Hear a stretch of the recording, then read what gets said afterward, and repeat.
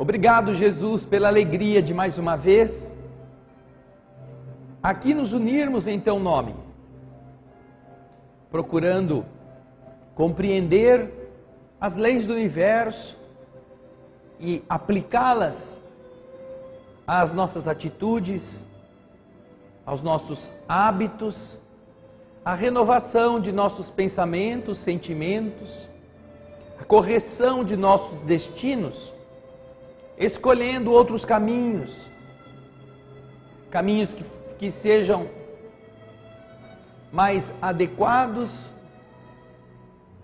àquilo que nós almejamos, porque certamente, se nossas ambições estão vinculadas às questões materiais da vida, não precisamos recorrer às noções do espírito.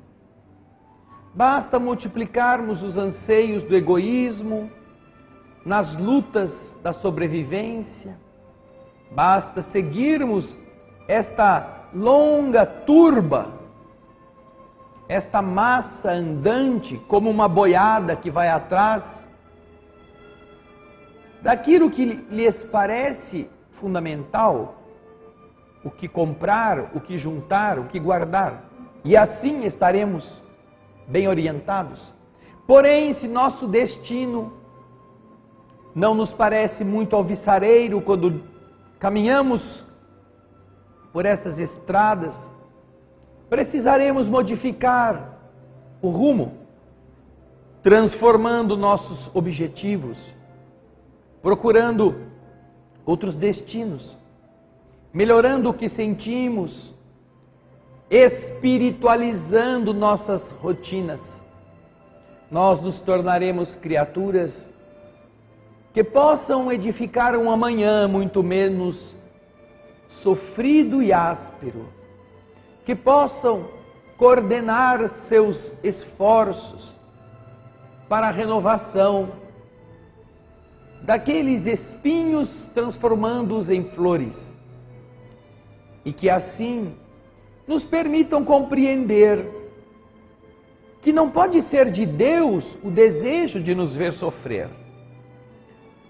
porque nenhum pai quer ver o seu filho em aflição, menos ainda o amor abundante do Criador. Porém, da mesma forma que o pai não pode impedir que o filho se arrisque, depois que ele já dá os seus passos, quando ele se coloca à distância, quando ele se aventura por conta própria, e então se machuca, fratura um osso, ou sofre uma queda brusca, o pai não pôde evitar aquilo que o filho foi buscar com os seus próprios esforços. Assim também começamos a entender que, apesar de não nos desejar ver sofrer, nós vamos em busca de aventura e o Pai permite para que, vitoriosos ou derrotados, sadios ou doentes, nós cresçamos e possamos contar com a sua sapiência para corrigir os erros e para fortalecer as virtudes. É por isso que mais uma vez nós cantaremos, Senhor, do fundo do coração, que nós possamos escutar. Almas do céu, ouvi o doce canto do fundo do coração.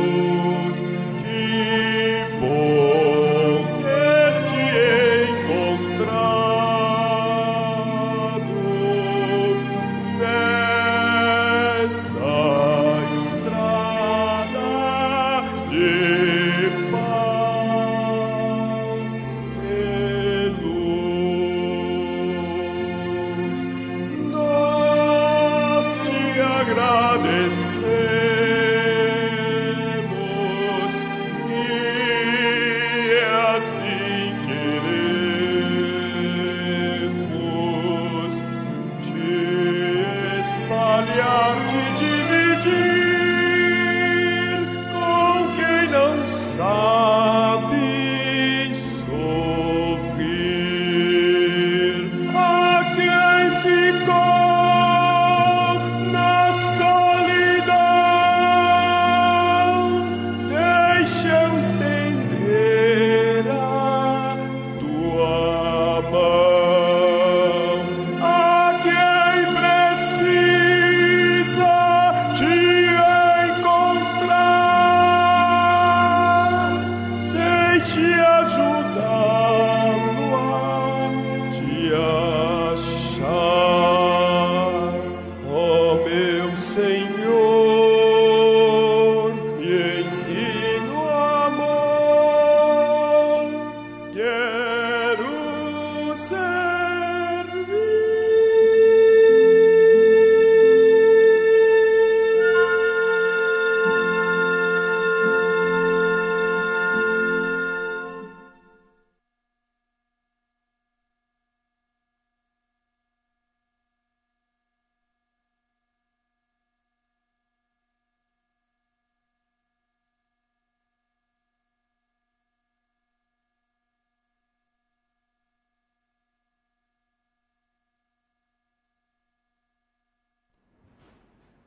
Queridas irmãs, queridos irmãos, queridos telespectadores da TV Alvorada, quase 1000 pessoas já se ligaram na transmissão do nosso canal, que aqui online, ao vivo, é o canal do Espírito da Letra.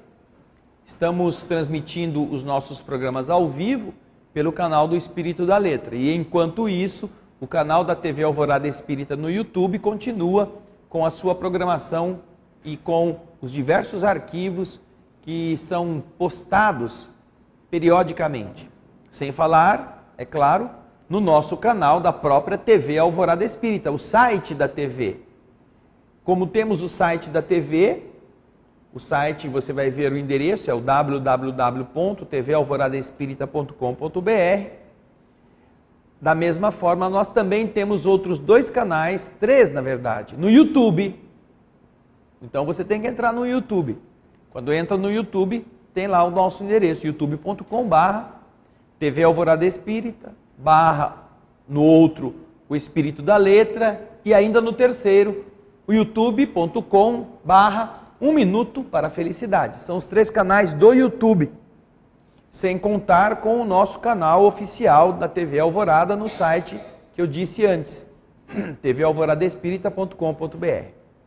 Portanto, em todos eles você tem programação, você tem arquivos, você tem palestras, entrevistas, programas de TV, tudo aquilo que nós fabricamos aqui, colocamos lá. E também o nosso querido Libertação, o livro de André Luiz e Francisco Cândido Xavier, é uma obra monumental e ela nos está ensinando muitas coisas. Temos lido e comentado cada capítulo. Já estamos no capítulo 14º, que na quinta-feira passada foi disponibilizado. Você já assistiu? Você que está em casa? Vocês que estão aqui? Basta que acessem e poderão assistir todos os 14 capítulos, mais a introdução. São 16, 17 programas, porque alguns deles nós fizemos em 2 programas, capítulos que fizemos em 2 programas. Aí você vê o capítulo 14, singular episódio, dando continuidade ao processo de libertação da Margarida, aquela moça que está sendo obsedada por entidades que querem estragar sua vida física para que ela possa voltar ao plano espiritual na companhia daquele obsessor maior, aquele que está desejando tê-la ao seu lado, que é o Gregório. Então, aproveite, tanto neste livro, quanto em todos os anteriores. Você pode compartilhar, pode dar o seu joinha, pode se inscrever nos nossos canais, pode fazer mais pessoas saberem da existência de todas estas obras maravilhosas que você está vendo aí, desde o nosso lar, os mensageiros, missionários da luz, obreiros da vida eterna, no mundo maior e libertação. Já é a 6ª obra, que já está todinha gravada. Nós já temos a alegria de ter encerrado a gravação faz tempo, mas temos que disponibilizar um programa por semana, porque estamos compartilhando este arquivo com a TV Mundo Maior, que foi quem solicitou que nós preparássemos esta sequência de estudos. Então, nós preparamos, enviamos para a TV, ela apresenta e nós apresentamos o mesmo capítulo que eles estão exibindo, para não haver nenhum conflito entre os diversos capítulos e não haver um desrespeito ao nosso acordo com eles, né? Então, fica essa lembrança e nesta semana, se tudo estiver dentro do que nós temos previsto, nós teremos o capítulo 15º. Bem, como vocês sabem, é o Evangelho segundo o Espiritismo que nós seguimos passo a passo. E nas segundas e quintas-feiras, com algumas exceções, que são às vezes raras, mas nós temos a sequência repetida, mesmo na segunda, a mesma parte do Evangelho na quinta. Esta obra espírita é a 3ª obra que Allan Kardec publicou, e vocês vão encontrá-la em livrarias espíritas, bancas de livros espíritas ou mesmo livrarias leigas, além de poderem fazer o download na internet, no nosso canal e em outros canais que disponibilizam o livro na íntegra. Aí está o nosso endereço para que você possa fazer o download sem nenhuma burocracia, sem nenhum custo.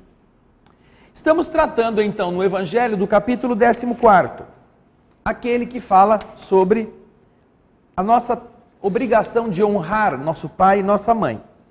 E depois de já termos visto em várias passagens como isto é muito mais abrangente do que nós costumamos imaginar, hoje nós vamos ter uma parte da instrução dos Espíritos, ainda não é instrução, é um comentário que Kardec faz, a instrução vai começar depois, que fala sobre o parentesco corporal e o parentesco espiritual. Nenhuma religião que você conheça na Terra, fora a doutrina espírita, vai explicar para você que está aqui e você que nos assiste, esta discrepância, esta realidade que todos os dias surpreende pessoas pela maneira como elas se relacionam. Porque eu tenho certeza, as pessoas que estão nos assistindo e os que estão aqui fisicamente, já se depararam com a situação estranha de você ter mais afinidade com uma pessoa que você não conhecia antes, com quem você nunca tinha convivido, e que de repente você se identifica, do que com pessoas que têm o seu sangue, o seu DNA, seu sobrenome, que nasceram na mesma casa, que foram criados na mesma mesa. Há pessoas que se dão muito melhor com estranhos, que passam a fazer parte da sua convivência, do que com seus irmãos de carne e osso. Há pessoas que, não se dando bem com os próprios pais, são adotados quase pelos pais do amigo, da amiga, que querem bem como se fosse um filho, enquanto ele, na casa em que ele nasceu, não encontra essa mesma receptividade. Estas são coisas interessantes que todas as pessoas já enfrentaram alguma vez na vida, ou irão enfrentar, e que nenhuma religião pode explicar, a não ser aquela que, colocando o processo natural da reencarnação como um dos fundamentos lógicos, como a base mesmo do entendimento do que é a humanidade, para que serve a Terra, garante a cada um de nós a possibilidade de irmos e voltarmos muitas vezes, e sem perder o que nós já aprendemos, aquilo que já acumulamos de ensinamentos, de experiências. Tanto que, não chegando ao extremo de nos relacionarmos melhor com estranhos do que com parentes, E apenas restringindo a nossa vida, a análise que estamos fazendo agora, ao núcleo familiar ao qual você pertence, mesmo nele, mesmo naquele grupinho de 4, 5, 6 pessoas, você vai encontrar afinidade maior com algum do que com o outro. Você terá facilidade de conviver com certas pessoas da sua família e não terá tolerância com outras que têm o mesmo grau de parentesco. Como se explica isto? De onde vem uma afinidade fácil e uma antipatia espontânea? E às vezes passa o tempo, vocês não continuam se bicando. Não há nada que os aproxime. Foram criados nos mesmos valores, com às vezes um herdando inclusive a roupa do outro, vestindo os mesmos macacões, sapatos, fazendo com que você não estivesse se sentindo menor porque vestiu a roupa do seu irmão. Ou seja, você usou as mesmas coisas, dormiram às vezes no mesmo quarto. Como se pode explicar que haja tanta discrepância afetiva em pessoas que foram educadas segundo o mesmo caminho, mesmo critério? Nenhuma religião explica isto. Porque elas não sabem de onde os homens vieram. Elas partem do pressuposto de que nasceram depois que Deus soprou e colocou aqui para viver já de imediato. Então, deveriam todas as pessoas ser indiferentes umas às outras. Não deveriam ter nem simpatia, nem antipatia. É como quando você chega numa sala de aula pela primeira vez, onde já estão lá os alunos convivendo, você chega e olha para todos eles como quem chegou agora. Não sei quem são, eles não sabem quem você é. E assim não seria apenas a classe, seria a vida material. Todos deveriam nascer e continuar indiferentes uns aos outros, sem nenhum tipo de afinização ou de antagonismo. Mas não é assim. Quando a religião coloca que você nasceu no útero da mãe e o seu destino depois do cemitério está selado para a eternidade, é preciso ser muito pobre de imaginação, muito pobre, para engolir uma explicação desta. É preciso, aliás, não é ser pobre, é preciso não usar o raciocínio, não usar a lógica, não usar nenhum tipo de capacidade mental para engolir uma coisa dessa, sem perguntar. Como é possível que alguém, tendo vivido tão pouco tempo, tenha o seu destino irremediavelmente traçado? E como se explicam que pessoas que nasceram na forma como eles propugnam, agora, que foram criados por Deus neste momento e hoje estão chegando à vida para entrar no útero da mãe e esperar 9 meses, como entender a precocidade, a facilidade para línguas, a facilidade para a arte, a facilidade para o raciocínio, que outros não possuem? De onde vem isto? E eu me recordo uma palestra em que estava Divaldo Pereira Franco falando a respeito, em que ele contava a história sobre o processo reencarnatório e um parapsicólogo com quem ele conversava dizia: não, isso é perfeitamente explicável. Ah, é? Como? Não, é que quando a mãe estava grávida, ela morava com algumas pessoas que falavam italiano. E a mãe, ouvindo italiano, o idioma italiano, mesmo que a mãe não fale italiano, que não tenha aprendido italiano, aquele ser que estava ali na barriga foi ouvindo italiano E quando nasceu, logo depois, foi muito fácil aprender italiano. Nunca mais teve contato com a família italiana, porque a família mudou-se, mas ele já tinha o gene do italiano ouvido, talvez pela barriga, né? Porque o ouvido da criança não está ainda preparado. Essa era a explicação do parapsicólogo para o fenômeno da facilidade linguística em crianças que não foram à escola ainda, que não sabiam nem falar a própria língua. E eles então, como não podiam admitir a reencarnação, tinham que admitir que todo o aprendizado começou depois que o espermatozoide se uniu ao óvulo, porque antes não havia vida. E só assim admitiam a possibilidade. Uma outra possibilidade era a da criança herdar nos genes paternos ou maternos o conhecimento que o pai havia tido da língua. Então vamos supor que o pai fosse descendente de uma família espanhola.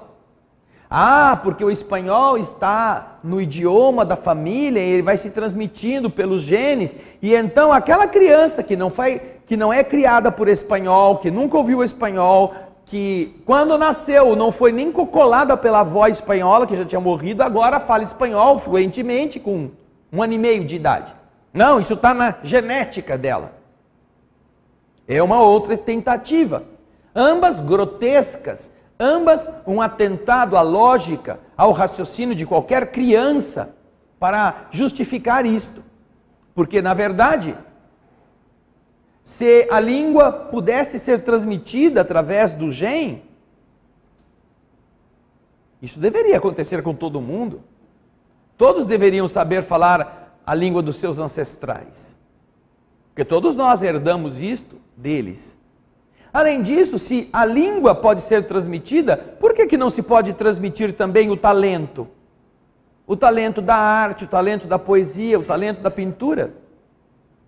Por que os filhos de pintores não são pintores? Por que os filhos de músicos não são músicos? E às vezes nós temos, como é o caso da família de Johann Sebastian Bach, uma história de 200 ou 300 anos de músicos, um atrás do outro. Alguns, inclusive, usando esta exemplificação como uma justificativa de que realmente isso é hereditário. Mas não foram todos, foram alguns. Havia Bachs em várias das gerações famosos, porque haviam gostado dessa experiência dos seus ancestrais, mas havia muitos Bachs que não foram músicos. E se foram músicos em uma época onde todo mundo tinha a música como um fator educacional, nem todos foram gênios, foram competentes.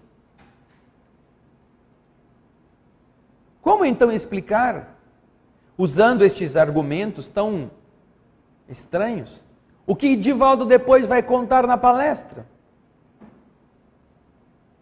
Que uma menina na Europa nasceu e, se não me engano, com 6 meses de idade, ela já falava 3 idiomas. Com 3 anos, falava 15 línguas. Ah, certamente, dirá o parapsicólogo, não, é que quando a mãe estava grávida, ela ficou 15 meses morando do lado de uma pastelaria chinesa, depois ela se mudou, ficou mais alguns meses, algumas semanas morando do lado de uma quitanda de japonês, depois ela mudou e foi para uma padaria de portugueses, depois ela foi morar perto de uma rosticeria italiana e ela foi aprendendo. Aprendeu o idioma inteiro, passando uma semana em cada endereço, para que aos 3 anos ela dominasse todos esses idiomas. Obviamente, a explicação é muito pior do que o que ela tenta explicar. É muito mais ilógica que esta mãe tenha se mudado a cada 15 minutos para que a filha ouvisse 3, 4, 5 palavras estrangeiras e aprendesse um idioma inteiro por causa disto, do que de verdade dizer que isso é impossível e que se fosse um fato deveria acontecer com todo mundo. Não com A, B, C ou D. Somente. Todas as religiões que não admitem aquilo que está obviamente colocado, inclusive por Jesus, que ninguém pode ver o reino de Deus se não nascer de novo, todas as que dizem que não é possível a reencarnação, não tem como explicar. Nem a precocidade, nem a genialidade, nem a simpatia e as antipatias gratuitas. Não tem. Então ficam tentando inventar uma desculpa, enquanto que na doutrina espírita, que é sabidamente das doutrinas cristãs do Ocidente, a única que coloca como lei este processo de ir e voltar, como uma das formas mais nítidas da justiça de Deus, somente ela, em toda a gama de religiões variadas, ou somente aquelas que admitirem a reencarnação da maneira como nós a conhecemos, é que poderá dar sentido a isto que estávamos dizendo aqui. E então, como consequência dessa abordagem, como alguma coisa que você vai aprender e daí vai tirar conclusões, você chega à seguinte e intrigante resposta: por que é que eu me dou melhor com a vizinha, ou com a amiga da vizinha, ou com o parente distante, do que com os meus entes queridos? Por quê? Eu sou mais irmão de um estranho do que sou irmão de quem tem o meu sangue? É verdade. Porque uma vez que nós temos todo um acervo de relações que vão se consolidando com o passar dos anos, com o passar dos évos, este acervo vai formando grupos afinizados, seja na virtude, seja no vício, seja na arte, seja na ciência, seja nos hábitos, seja nos interesses mundanos. E estes que formam estes grupos, estes que formam essa tessitura afinizada, eles são aqueles que se apoiam e que se buscam. Então também é explicado por esse mesmo método, por essa mesma circunstância, por que em uma família onde há um bêbado, daqueles bêbados de amar a garrafa mais do que a mãe, não existe só um bêbado. Ou o tio era bêbado, ou o avô era bêbado, ou o primo era bêbado, ou seus filhos, um deles vai ser bêbado, ou outro parente próximo vai ser bêbado. É por esse motivo.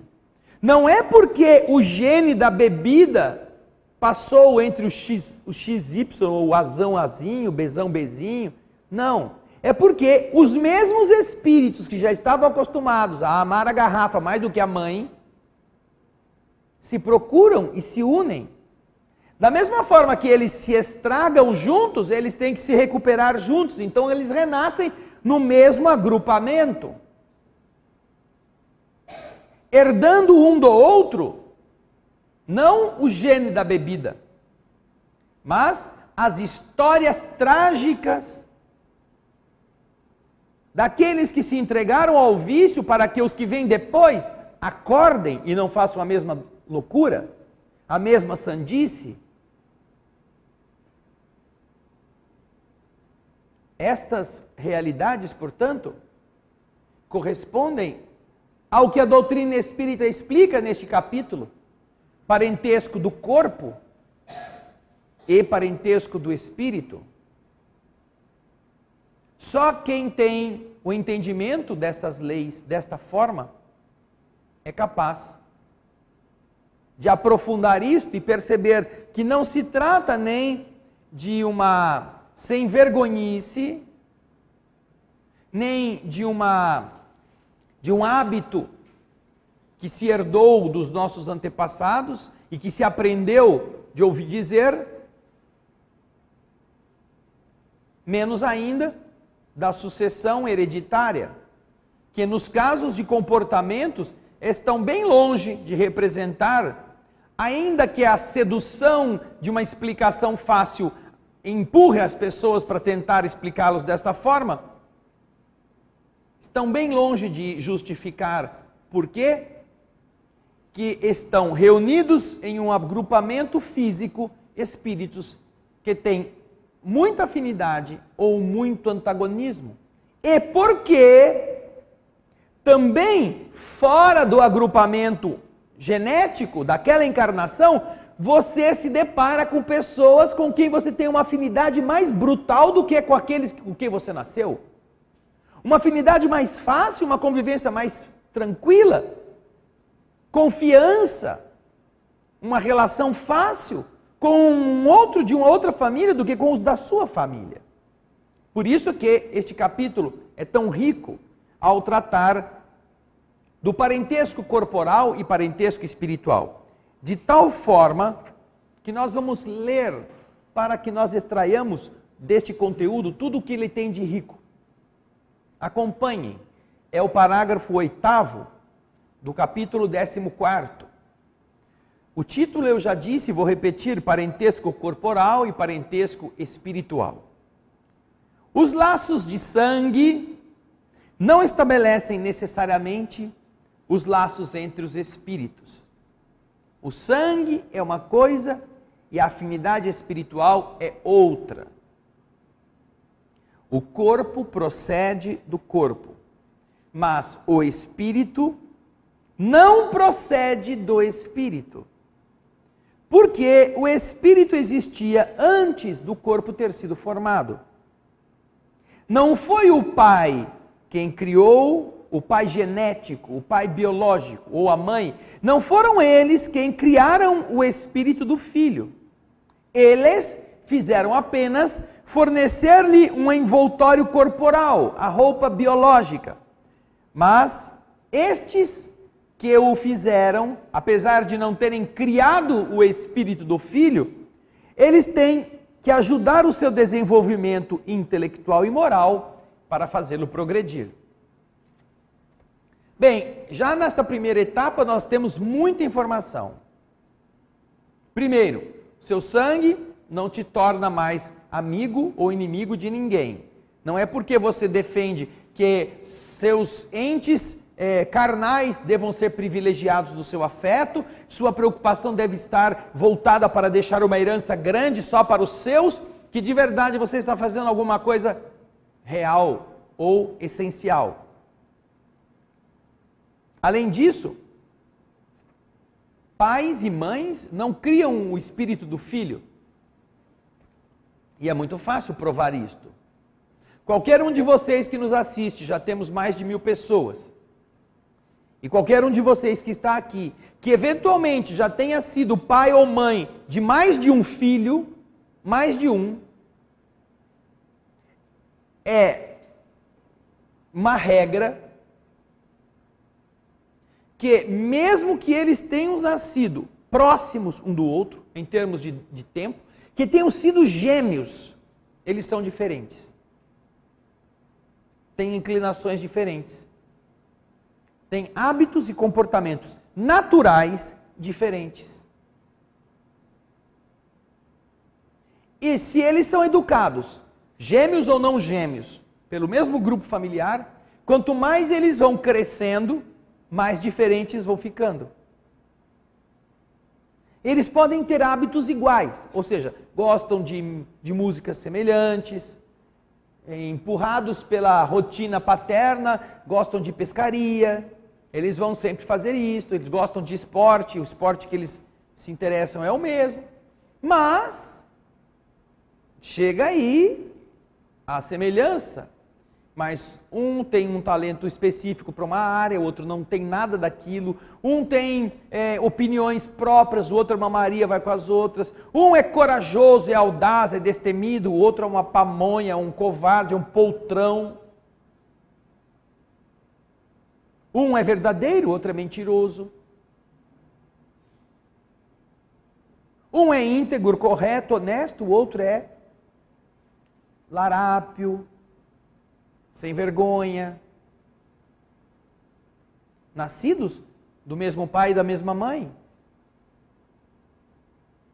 E se você então fizer daqueles casais que tem uma marimba de filhos, sabe marimba? Marimba é aquele negócio que toca, né? Tem um tubo grande, um tubo menor, um tubo menor, um tubo menor, um tubo menor, um tubinho assim, que o cara toca com um pauzinho. Às vezes o casal tem uma marimba, não tem uma família, tem uma marimba. Então, o filho mais velho vai ajudando a criar o filho menor, o menor vai ajudando o menor vai ajudando... O pai e a mãe parecem aquelas abelhas rainhas, sabe? Fica botando ovo, botando ovo, botando ovo, botando ovo, e a colmeia que cuida. Antigamente era muito comum isso. As famílias, elas iam procriando, então havia famílias aqui em nosso país com 9, 10, 11 filhos, 15. A mulher não passou um ano do casamento sem estar grávida. Você imagina o que você ter 15 filhos? No mínimo foi um filho por ano, considerando aí a gravidez de 9 meses. São 15 anos parindo, amamentando e entregando para vir para o outro, né? Para vir para o próximo. Entrega aqui, pega aí. Aí pega o primeiro, vai cuidar do segundo. O segundo cuida do terceiro. É como a história lá, né? Perguntaram para o japonesinho, ele tinha irmãos. Como você chama? Humberto. E seu irmão? 2 Berto. E o seu terceiro outro irmão? 3 Berto. Ora, e o seu pai, como é que chama? 0 Berto. 0 Berto. Quer dizer, vai pondo número nos filhos, né? 1, 2, 3, 4. Então você imagina que se você criar os 15 e todos estiverem reunidos, você vai ter 15 almas totalmente diferentes, com influências diferentes, com inclinações diferentes, que não atestam em nada. Na essência, hein? Não estou falando em hábitos do cotidiano, na essência, não atestam, muitas vezes, nenhum deles é capaz de corresponder à combinação de pai e mãe nos valores que eles estão defendendo, mesmo tendo aprendido. Porém, pai e mãe devem ajudar o seu filho a se desenvolver moral e intelectualmente para que ele progrida. Agora, continuando o mesmo parágrafo. Os espíritos que se encarnam numa mesma família, sobretudo entre os parentes próximos, são, o mais frequentemente, espíritos simpáticos, unidos por relacionamentos anteriores que se traduzem por uma afeição durante a vida da Terra. Por que você vive numa família harmônica? Por que você se entende bem? Porque, naturalmente, com aqueles ali com quem você se dá bem, vocês já construíram essa afeição. Então, a regra, como nos explica este trecho, é que para essas famílias que vivem em paz, harmônicas, na verdade, elas estão recolhendo trabalhos feitos já em outras vidas, nos quais a harmonia já se estabeleceu. E agora eles continuam a se procurar, porque gostaram da companhia um do outro. Eles são aqueles que se apoiam, aqueles que se entendem. É como quando você, por exemplo, deseja fazer uma viagem. Poxa, não pode viajar sozinho, que chato, né? Vai para um país diferente, vai para um lugar em que a gente não conhece ninguém. Aí, o que você faz? Você, né? Ô fulano, você gosta de andar? Eu adoro. Você gosta de conhecer lugar diferente? Ah, eu amo. Você gosta de museu? Eu tenho paixão por museu. Você gosta do frio? Puxa, aqui é um calorão, não vejo a hora de que venha o inverno e esse inverno nunca chega. Então, olha, estou indo viajar para a Rússia, que agora é moda, né? É Rússia. Mas eu odeio futebol. Ah, eu também odeio futebol. Você não quer ir comigo? Poxa, que legal. Quando é que você vai? Você procura alguém, ou porque não gosta de futebol, ou porque ama futebol, que viaje com você. Já pensou se você odeia futebol, quer ir para a Rússia, e chama um cara que ama futebol e quer ir para a Rússia? Chega na Rússia, o que acontece? Um vai para o museu, o outro vai para o estádio. Então, continua sozinho. Se você queria ter companhia para viajar, você precisa escolher alguém que, a princípio, combine com você nas mesmas coisas. E não só nas coisas. No gênio, no ânimo. Imagina sair com a tartaruga. Convidou a tartaruga para viajar. A tartaruga vai. Para andar no aeroporto até o avião ela já cansa. Puxa, me ajuda com a minha mala, vai, porque olha, até o avião, nossa, que viagem. Já é uma primeira viagem chegar no avião. Pô, você já imaginou isso? Se para chegar no avião já é um tormento, se aguentar, imagina a pessoa senta no avião, tá longe o banheiro, né? Puxa, não tinha uma cadeira mais perto do sanitário? Para eu ir escovar o dente, para eu ir no banheiro, toda hora tem que andar esse corredor inteiro do avião. Você imagina quando você chegar lá, no lugar, você tem que aguentar essa ladainha?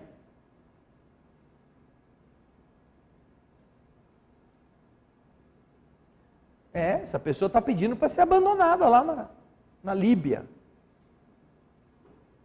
Para o avião aí, desce aí, eu vou descer com você. Na hora que você viu que abriu a porta, você enfia o pezão, joga a pessoa para fora, joga as malas pela janela e manda seguir a viagem. Deixa esse encrenca aí que eu prefiro ir sozinho. Porque eu comigo mesmo me entendo melhor, dou menos trabalho para mim do que com uma tralha dessa. Então, para você viajar para um período de férias, 15 dias de férias, você escolhe alguém com quem você tenha pelo menos um papo legal, que dê para trocar ideia, que os dois gostem da mesma coisa, que tem pode ser que um goste de mais de uma coisa, outro goste mais de outra, mas os dois cedem. Não, eu vou com você lá onde você gosta, depois você vai comigo onde eu também gosto, a gente está curtindo, a gente está conhecendo. Puxa, que bacana, que coisa boa. Nenhum dos dois reclama. Toma chuva junto, toma sol junto, carrega a mala, perde o ônibus junto. Tudo isso faz parte de uma afinidade. Agora, você já imaginou se você vai fazer uma viagem que vai durar 80 anos? Se para 15 dias você já tenta arrumar uma pessoa que seja bacana, imagina para 80 anos. Ou que pelo menos seja para 20, 25 ou 30 anos com quem você vai conviver até você começar a dar seus pulinhos sozinhos. É complicado. Você precisa escolher criaturas com as quais você possa se entender. E é o que o Evangelho está dizendo. Normalmente, em uma mesma família reencarnam-se espíritos simpáticos, unidos por relacionamentos anteriores que se traduzem por uma afeição já durante a vida terrestre. Mas pode ocorrer também que esses espíritos sejam completamente estranhos uns aos outros. Entre aqueles que são da mesma família, existem os simpáticos, mas existem os estranhos. Quem são os estranhos? O estranho é aquele carinha que não cria muito problema, mas que também não se adequa ao que está rolando na família. Ele é mais ele. Ele não escuta nem pai nem mãe, ele não gosta muito dos conselhos. Ele não é um meliante, ele não é um baderneiro. Ele não faz as coisas para destruir a harmonia da família, mas ele não está nem aí com nada. Os valores desse indivíduo são diferentes. Eles não têm uma visão já amaciada de como proceder, de como todo mundo levanta cedo e arruma a cama. Ele não levanta cedo, não arruma a cama. Não é um marginal. Mas por que todo mundo já aprendeu a fazer a sua rotina e ele se recusa? Toda a família tem uma conduta harmoniosa em vários assuntos, vários aspectos. Todo mundo conversa, o cara grita. Todos se tratam de uma forma harmônica e pacífica, e o cara é agressivo. Todo mundo tem a cabeça equilibrada dentro de uma medida normal de vaidade, e a pessoa é uma boneca. Ela quer ser a rainha, a princesa. Ou seja, essa pessoa é o dedão do franciscano. Sabe o sapato do franciscano? Que não tem a parte da frente, os dedão fica tudo para fora, assim? Todo mundo está dentro do sapato, mas o bandido do dedão do franciscano está sambando para fora da sandália. É o cara. É o que ele está falando aqui. Pode acontecer que entre este grupo de afins exista um estranho. Que, se você tiver paciência, pode ser que ele entenda. Você educa. Você chama uma vez, 2 vezes, 10 vezes e conversa. Quem sabe, lentamente, aquele dever de pai e mãe, que é de ajudar no progresso moral e intelectual, começa a surtir efeito. Agora, além esse não é tão o problema. Além dos espíritos estranhos, podem estar na família outros divididos por antipatias igualmente anteriores. Antipatias, que são já adversários, que já brigaram, já tiveram ódio, um já pendurou o outro pela perna, já roubou a mulher, já roubou o patrimônio, já empurrou do penhasco. Quer dizer, são espíritos que aí não estão se procurando, mas foram postos no mesmo lugar. Para quê? Para que eles possam servir de prova uns aos outros. Para que pais tenham que ter paciência com aqueles seres. É muito comum, por exemplo, nas relações humanas de família, que a amante que destruiu o casamento numa vida passada, agora renasça como filha daquele mesmo casal. É muito comum que a mulher que, tendo sido abandonada, se mata pela frustração afetiva, na vida futura, renasça como filha da amante que arruinou o casamento, que motivou aquela esposa a fragilidade emocional de tirar a própria existência. É muito comum. E se não como esposa ou como filha, como irmãos que têm que se apoiar e se encontrarem nos vícios. Por isso que o bêbado nunca está sozinho. Ele está acompanhado daqueles com quem ele conviveu na pinga, conviveu na ebriedade, para que eles possam agora, olha, agora vocês têm que pagar a conta de outro jeito. Um tem que agora carregar o outro, ou servir de exemplo para não contaminar com o mesmo hábito aqueles que estão no grupo familiar, que agora tenta salvá-los daquele buraco. Agora vem uma explicação muito importante, que eu acho que aqueles que estão acompanhando deveriam grifar. Os verdadeiros laços de família não são, portanto, os da consanguinidade. São os da simpatia e da comunhão de pensamentos. Simpatia e comunhão de pensamentos. A emoção é favorável um ao outro, simpatos.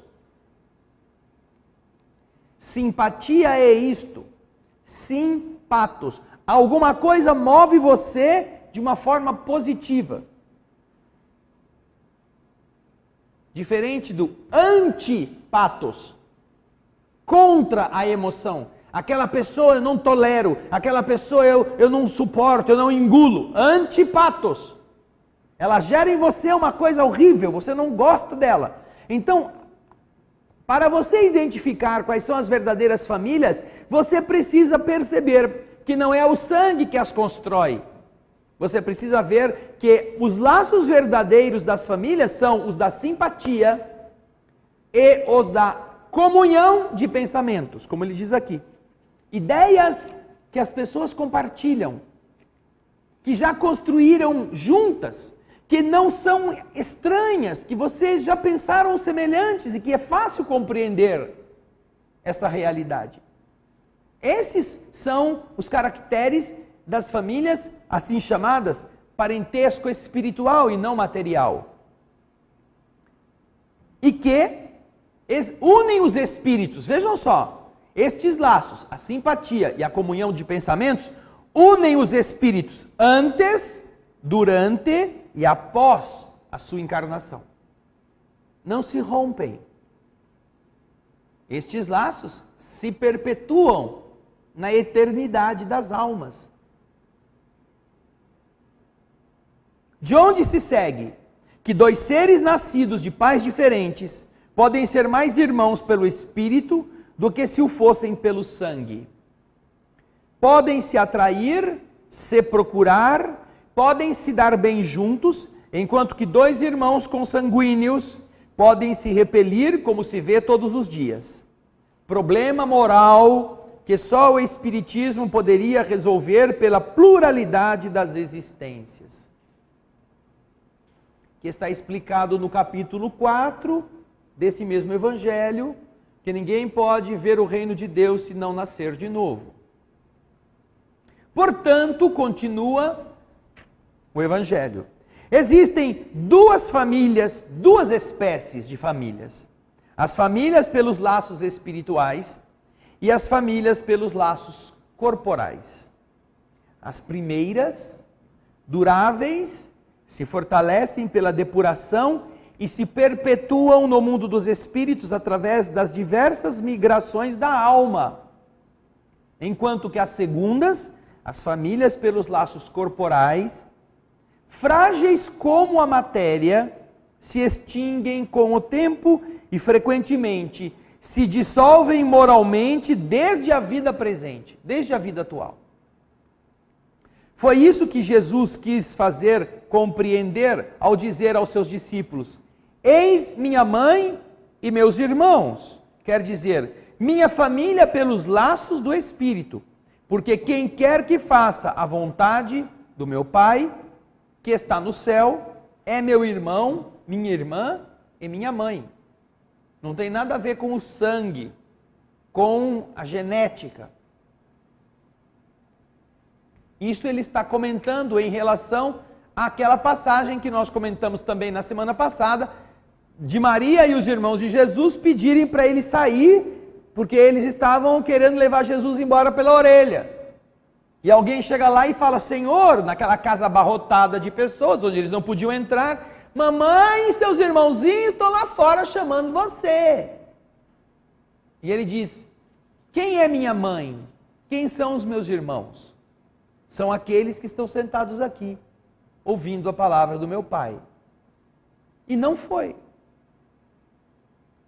Largou eles lá.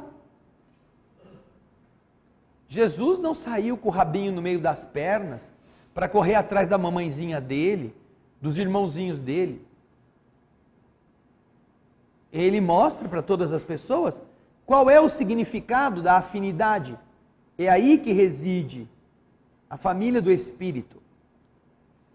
Mesmo que a lei nos obrigue a termos respeito pelas questões do sangue, este direito sanguíneo é oriundo dos romanos, mas não deve ser considerado absoluto ao extremo, que cerceie, que sectarize, que impeça que você respeite o ser humano, outros seres, e lhes dê a chance de também sentirem de você o afeto. Esse negócio de amar apenas os que têm o seu sangue ou que têm o seu sobrenome, ele tem um ranço de egoísmo, de indiferença, de mesquinharia. Ainda que você deva amar aqueles que têm próximos de você.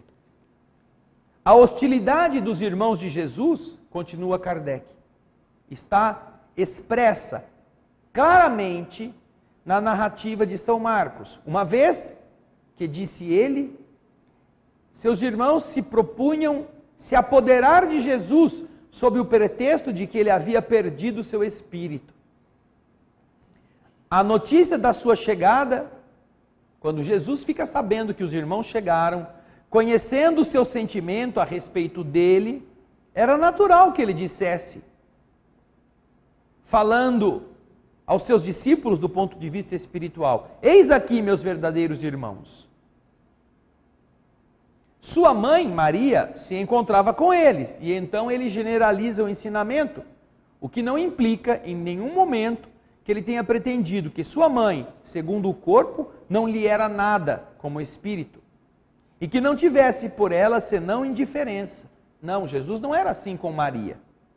Sua conduta, em outras circunstâncias, provou suficientemente o contrário. Com isso, nós poderemos analisar nossa relação familiar e a nossa relação extrafamiliar com outros olhos. Não apenas cercados por aquele feudo de arame farpado e crocodilos, nos quais nós protegemos tudo que está perto e mandamos embora tudo que não pertence ao círculo. Não. Lá fora, você pode encontrar pessoas que, pela simpatia e pela identidade de pensamento, são muito mais seus parentes do que aqui dentro, onde você está. Mas esses que estão aqui dentro, com você no seu cercadinho, estão ali por algum motivo, que é o que você precisa fazer em termos de ajudá-los ou em termos de diminuir as distâncias.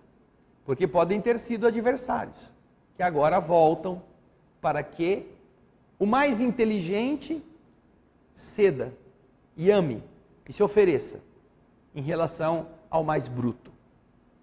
É assim que terminamos aqui a parte inicial e na próxima semana estaremos já podendo ver o capítulo que vai dar sequência na instrução dos Espíritos, esse mesmo capítulo 14 na instrução dos Espíritos. Agora nós vamos fechar os olhos para fazermos a prece.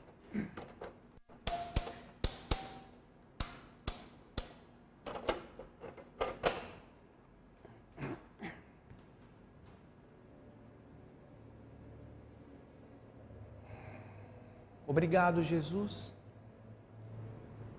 pela alegria desta hora, pela possibilidade de nos unirmos em Teu nome,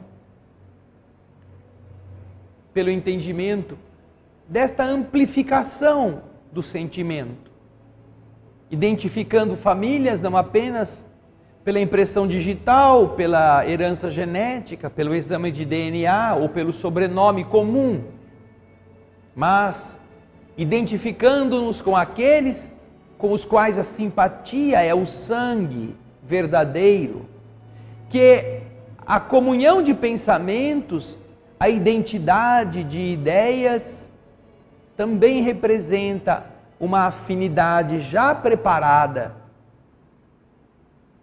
um pensar já compartilhado, um dividir naturalmente o mesmo pão do ontem, para entendimentos do sabor daquilo que agora precisaremos ingerir. Obrigado, Jesus, por nos ajudar a entender como fica muito mais fácil a convivência quando nossos olhares podem estabelecer este critério a respeito de nós mesmos. Que nós saibamos encontrar aqueles que, não importa se como funcionários, se como patrões, se como amigos distantes ou como moradores do mesmo condomínio, com eles tenhamos facilidades, tenhamos sentimentos iguais, mas também, Senhor, que nós estejamos atentos para perceber que, se for a antipatia o grau de retribuição entre dois seres, Senhor, estamos próximos de alguém com quem precisamos refazer o caminho. Que nós saibamos nos devotar com respeito, com honradez, com compreensão e com ternura, para que nos acerquemos agora daquela difícil criatura e convertamos a antipatia em um esboço de boa convivência. Obrigado por haver lógica no mundo e pela doutrina espírita nos revelá-la de forma tão clara. É assim que, muito gratos, nós deixamos em silêncio a oração de Pai Nosso com a qual encerramos o estudo do Evangelho desta noite. Pai Nosso,